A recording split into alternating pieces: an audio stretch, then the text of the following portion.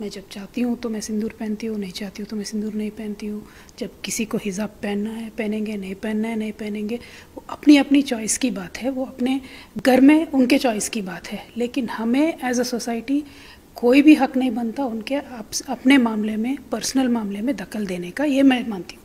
अगर महिलाओं के साथ है, बहुत ही सालों से, सेंचुरीज से हमारे ऊपर जाती होते हुए आ रहा है, और अभी 21वीं सदी में हम हैं, हमें मौके मिल रहे हैं पढ़ने के लिए, नौकरी करने के लिए, आगे बढ़ने के लिए।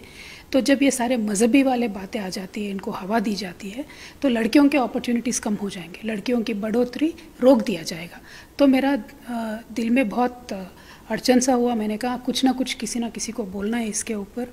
और स्पेशली मैं इस सारे मामले में लड़कियों के माँ बाप से रिक्वेस्ट करना चाहती हूँ, ये जो भी मज़हबी बातों को लेके चल रही है वो चलने दें। लड़कियों को इतना स्ट्रांग बनाइए, इतना हिम्मत उनको दीजिए ताकि बाहर जाके वो ये सारे हालात फेस कर सके।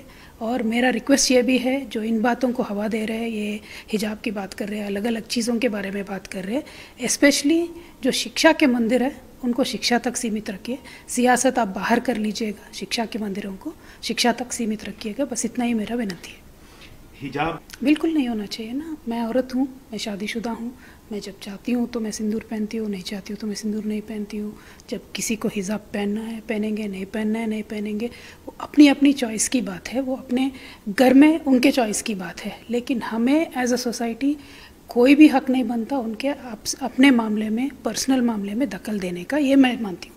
अगर मुझे कल कोई आके बोलेगा आपका पहनाव ठीक नहीं, ये मत करिए, वो मत करिए, मैं तो बोलूँगी please mind your own business.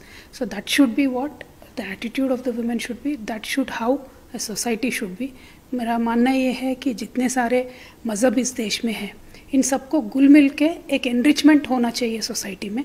ऐसा नहीं होना चाहिए कि एक दूसरे के मज़हब में जो फ्लैश पॉइंट्स है, गलत पॉइंट्स है, उनको उठा दिया जाए, लेकिन जो राइट पॉइंट्स है उनको हाईलाइट करे और आगे चलते जाए। एक दूसरे में अच्छाई देखोगे तो अच्छाई दिखेगा, बुराई देखोगे तो बुराई दिखेगा।